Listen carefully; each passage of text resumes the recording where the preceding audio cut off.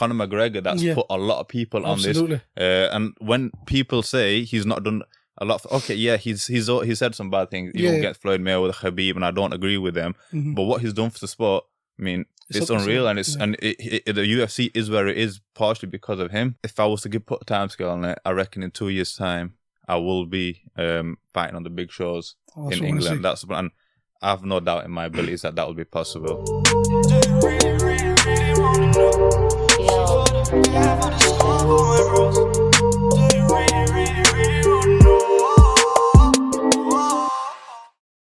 Welcome back to the MVP podcast, and today I'm here with a very, very special guest. Here at the MVP podcast, it's all about bringing you the best of the best. So today we've got MMA fighter Mujjy with us. How are we doing, Mujjy?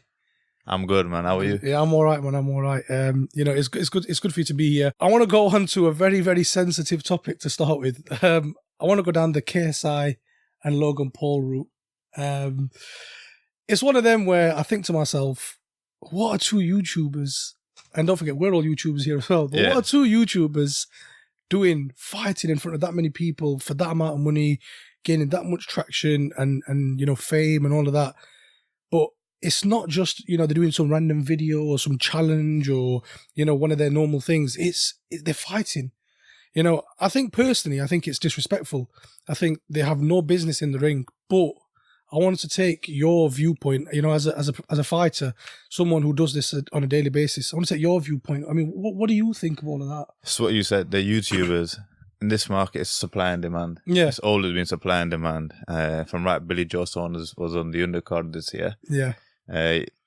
Look in terms of quality.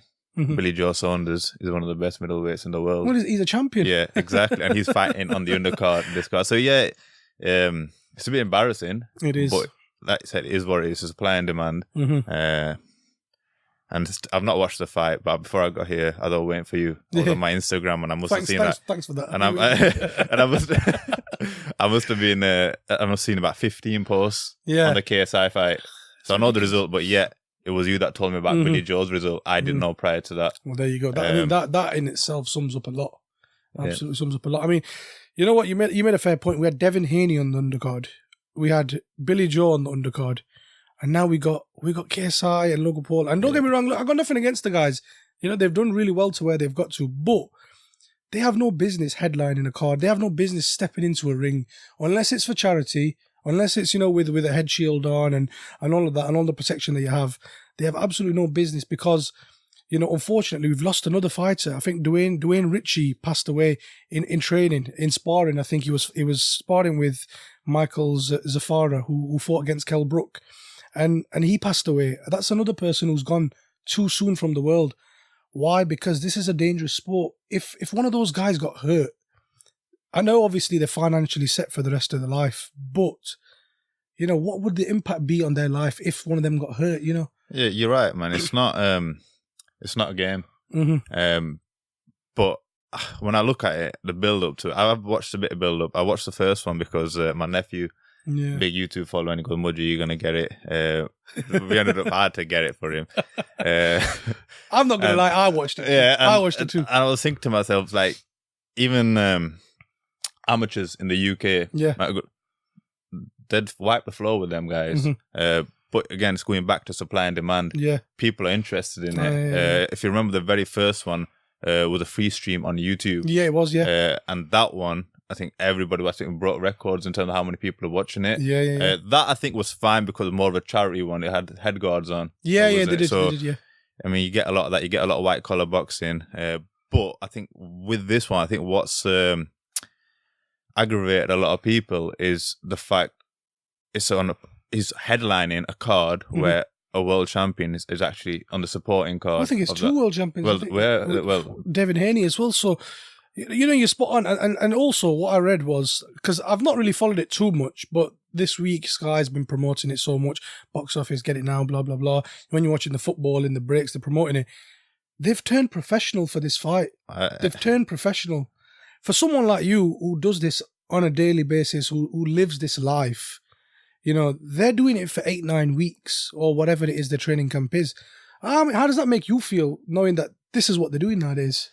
The thing is, I know it is what it's just supply and demand. That's how I've got to see it. At the end of the day, people are going to buy it. It's like tomorrow, if I change sport because I know there's a demand in it, people are going to watch. I'm going to do it. Everyone wants to do things what's going to financially benefit them. Of course. One of my mates mentioned about this fight. He spoke to me about. I had no idea they were fighting this weekend until one of my mates mentioned it not long back, about a couple of weeks, I'd say. Yeah. And then since then, it's just been flooding my Instagram. It's been becoming popping up everywhere. But I've heard that KSI, if I'm right, he was training with Floyd Mayweather's gym. Yeah, I think he was training with some people. He had what's his name, Badu Jack in his corner. Yeah. You know, they've got names. I mean, do you know what it is? Prime example, Eddie Hearn didn't want nothing to do with it. You know, he was labeling it different things before, and now he's the money maker. You know, Eddie Hearn. And that's the thing. Exactly. Prior to this, before the big show, let's say building up to the very first one, the one that was streamed live on YouTube. Yeah, Eddie Hearn probably didn't even bat an eyelid to it. Thought, you know what, it's nothing. I think everybody thought, you know what, it's nothing. But the attraction it had, it's got everyone. And if Eddie Hearn was to put money into it, it shows that exactly. And the thing, what worries people is this the way forward for boxing? Like tomorrow is another YouTuber going to go on. Exactly. Because if I'm not wrong, sorry. Adam Salah, is it? Yeah, he's recently turned, but I know he's had an amateur career previously, and I've watched the highlights of his fight, and he did look good. He did look a bit. A bit like Naz. He was good. I think he's had previous experience, and he's been amateur for a while as well, if I'm right. And he took on a genuine pro. He did. So that was a good. I think that's different. But I think when somebody just wants to go into it financially, then I think that's when problems are. That's when they expect problems. Yeah, absolutely. I mean, I did watch that Adam Salah one because it was at a more appropriate time, and I think that was just for Yemen and the cause they had. You know, it was a good cause. They were trying to raise money and all of that. But yeah, with this, you know what? I am concerned because I believe yesterday they made 180 million is what they posted. Some of the figures, but the's more that are going to be released. What was Manny Pacquiao was on Mayweather? I can't remember. That's scary because that's touching that. Yeah, it's true. You know, even if it's not touching it, even if it isn't, for example, I can't remember the figures. But it won't be long before it does. That's what I mean. Exactly the way the world is working. Absolutely. Social media is it's YouTubers. I mean, they have a big influence on everyone. Well, that's it. They've got especially the younger generation. Yeah, no, absolutely. So kind of moving on a little bit because I'm not hating on these guys. You know, props to them for doing what they're doing, but I just think boxing and MMA, it's sports that you don't mess about with. You don't play. You dedicate your craft, you know, you dedicate your time to your craft. And if it's for you, you do it. You don't just part-time, hop in, hop out. You know what I mean? It's not like that. But I want to kind of get into you a little bit, Mujjy, you know. What got you into MMA? Right, I get this asked a lot of time. I don't really go into too much details about it. The real reason I got into it, my cousin, he was into his sports. Okay. Had everything going for him. Yeah. And I remember he once told me, he goes, let's go Thai boxing. He was doing boxing from a young age. Okay. And I was about 14, 15 at the time. Okay. I mean, I've been doing boxing from a young age, like every Asian parent will send you self-defense classes, boxing classes. It was more of a social thing anyway. All your mates are going. So, and I've been Thai boxing and I did enjoy it. But then back then I was really lazy. But my cousin, he carried on.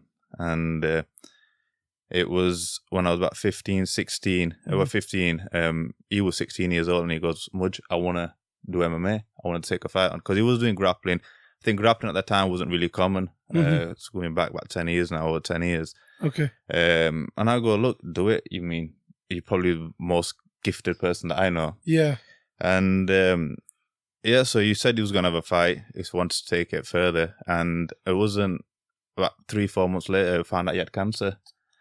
Sorry to hear that. He got cancer and fortunately didn't make it. So I just thought for him, I'd get in there and do what he wanted to do, pursue it. I changed everything. And initially it just started off just for him. But I think I do it, obviously I enjoy doing what I'm doing, but I think when I'm in there is, I feel like I'm still got that connection with him because I'm doing something that he wanted to do, but now I'm taking it further. And since then I've just been doing it. It's been about 10 years now. Wow. I mean, that's amazing, man. I didn't. I've known you a while, and I didn't know that, man. To be honest, a lot of people, I don't really like to go into it, but I think obviously where we are today. Yeah. No, I appreciate you, opening up like that, man. If you guys haven't seen Mujjy on Instagram, you should check out his stories. He gets intense, and if anybody wants to get the gym with him, I'm all right. Me, even though I need it, but I'm going to step away from that. He gets intense with his workouts. But yeah, I mean, so who do you look up to? Who for you is an inspiration? In or out the ring, who do you look up to? I think. Growing up, it had to be local lad Prince Naz. Yeah. I remember I used to get my dad to record it on VCR. I used to watch it in the morning, and I think the guy was untouchable. I remember just the way he was, the charisma about him. He was just what you expect from a boxer. Just fancy, quick feet, quick hands, and so powerful for such a small guy. And I think he put Sheffield on the map. I think he did. Yeah, definitely. And he's still up there, for me, one of the greatest boxers ever. A lot of people say, obviously, the Barrera fight, so on. So I know that, but if you look into it, there was a lot of stuff that was going on outside the ring for him as well at the time. But yeah, for me, it was Prince Naz that I used to look up to growing up. Wow. Would you, if you took the boxing route, would you have wanted to fight him, or would you have wanted to... maybe, have been trained by him or spar with him? I think I would have definitely loved to be trained by him. I probably wouldn't want to get on the other side of the ring with it. But, I mean, he had some bit heavy hands, but I would definitely love to get some guidance from the guy. Growing up, like I said, he was the one for me. What do you think of him now as a pundit? It's funny. Naz will always be Naz, man. For me, he's a funny guy. He does make me laugh. I mean, he comes out with some funny comments. He reminds me of a couple of people in football as well. Just come out with it. But do you know what? It's funny, and you watch it and you think, the fights are not on. These guys are talking in between. They absolutely make me laugh. He's absolute quality, man. So, kind of just moving on to the next thing, because you don't want to fight Naz, you want to be trained by him. Yeah. So who would you have wanted to fight? Whether it's a boxer, MMA fighter, who was your dream fight against? I think in the MMA world, I think right now, I'd like to say Conor McGregor. Are you issuing a challenge to Conor McGregor? He's looking for an opponent. He's looking for an opponent. No, the reason I say that, I think he's just the most versatile fighter out there. So it's good to see where I'm at in that sense. Because obviously I know the Khabib fight. You don't want to be that bad. You don't want exactly. You don't want to be. But I think Conor himself, he just offers a lot. I think he's got everything from every area. And for me, that would be the dream fight. Plus, like, we're talking millions. I'm not selling out for the money. Listen, you're selling. Fight Khabib, I might get more, but I'll probably get more money than if I were fighting Conor McGregor. He knows how to sell a fight, and like I said, everybody's in the game. Obviously for your health, but everyone's there to provide as well. No, of course, absolutely. You're right. I remember there's a boxer that I follow on Instagram, fought in the Olympics, and he fought pro as well. Okay. And he got asked a question, who would, if you was to pick a fighter that you fought or want to fight, who would it be? And he goes, a lot of people say like Mike Tyson, Holyfield. And for me, I think he picked a journeyman. All right. And the reason he said that, he goes, a journeyman I fought early on in my career, it was an 8th or 9th fight. He goes, he got paid £20,000 to fight this guy. Okay. And he goes, on top of that, he goes, I knew I was going to come out healthy. I wasn't going to get brain damage. He goes, so for me, realistically, a dream fight would be to fight a journeyman. To get paid and not get hit. Everybody is in this game to make money and leave like without any head injuries or long term. So it does make sense. Of course, but it's obviously the reason, and that is true. Like if you having fights like that week in, week out, £20,000 racking up. I mean, 20,000 back then, probably a bit more now. Yeah, of course. Like, imagine how much Anthony Joshua was getting for his early fights. Yeah, well, still getting, because he was on the undercard of Kell Brook's fight once, and I didn't go to it, but I had a few friends that went to it. And as soon as Anthony Joshua fought, they said quarter of the stadium went, and he was supporting Kell Brook's card, and a lot of people used to go watch Anthony Joshua. Yeah. There's the odd people. There's an odd few in there that are hyped up. Amir Khan was like that. Joshua was like that. There's only a couple of people that are hyped up from the start. So, I mean, you're obviously an MMA fighter, so we'll look more at the UFC rather than boxing. What's your thoughts on the way the UFC is at the moment? I mean, who do you like at the minute? You saw Darren Till. I saw Darren Till, yeah. win last week. Yeah. You know, what's your thoughts on the state of the MMA, I think UFC at the moment? UFC, I think MMA as a whole is growing. Obviously, it's a lot bigger in America. Yeah. But even in England now, it's growing. And you look around you, like there's an MMA gym. Forget UFC. There's an MMA gym like in every city, more than one. They're all competing with each other. Yeah. Even in the UK.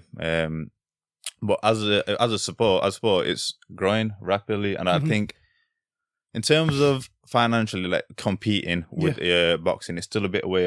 It's still quite a bit way away from meeting gate receipts and stuff. Pay-per-view purchases. You know what? Can I ask you a question? Just why do you think that? Why is that the case? In fact, I think it's just growing. I think it's still at that point where it's growing. I think boxing has been going around for a very long time. And I mean, you speak to somebody who was later, about 60s or in the 70s, and they'll tell you about boxers that are growing, like Sugar Ray Leonard and so on. So. But in MMA, you don't have that. MMA, you have Chuck Liddell going back them days, Rampage Jackson. But again, they're not that long ago. Exactly, Max, it's not long ago. But the way things are going now, you've got Conor McGregor, you've got Khabib, them kind of people are using and getting the wider audience. Prior to Conor McGregor, I remember I've been at my workplace for about 4.5 years now. The one I've been at, and I was fighting one of my fights about 3 years ago. And I think that's when Conor McGregor was getting on. Was on his reign to the title, and I had a fight coming up, and one of the guys goes, "Oh, so you do what Conor McGregor does? that's so you do UFC?" And I'm like, "Don't, man, it's not UFC, it's mixed martial." I go, "UFC is an organization, but it's Conor McGregor that's put a lot of people on this." And when people say he's not done a lot, he said some bad things. You don't get Floyd Mayweather, Khabib, and I don't agree with them. But what he's done for the sport, I mean, it's unreal, and the UFC is where it is partially because of him, and people have to accept that. Yeah, of course, absolutely. One last question for you, Mujjy. What's your vision? What's your future looking like? If you had a crystal ball, Alhamdulillah, everything's falling into place now. So last year I moved gyms to AVT, probably the best decision I've made. We've got pro fighters, amateur fighters, champions. We've got a UFC fighter there. So I'm training with the right guys. My games excelled a hell of a lot. I did try finish the year with an amateur title. That was the plan. Unfortunately, I won't be fighting at the end of the year. But it's not stopped the vision, because 2020 just means I'm going to hit that goal, and also hopefully it looks to turn pro. So I've got a couple of fights lined up early next year, and then there's another one in Sheffield Arena, which I want to make my last amateur fight. We'll speak to my coach then about turning pro. If I was to put a time scale on it, I reckon in 2 years' time, I will be fighting on the big shows in England. And I have no doubt in my abilities that will be possible. Well, that's what I want to see. That's good, man. And listen, I just want to say a big thanks. I know you're a busy guy. You've got a lot going on. You just come back from London, didn't you? Yeah. Last night. So I want to say a big thanks to you for coming on. Thank you for having me, you know, just one last thing. What's the number one rule of Fight Club? You talk about Fight Club. Wicked. Peace.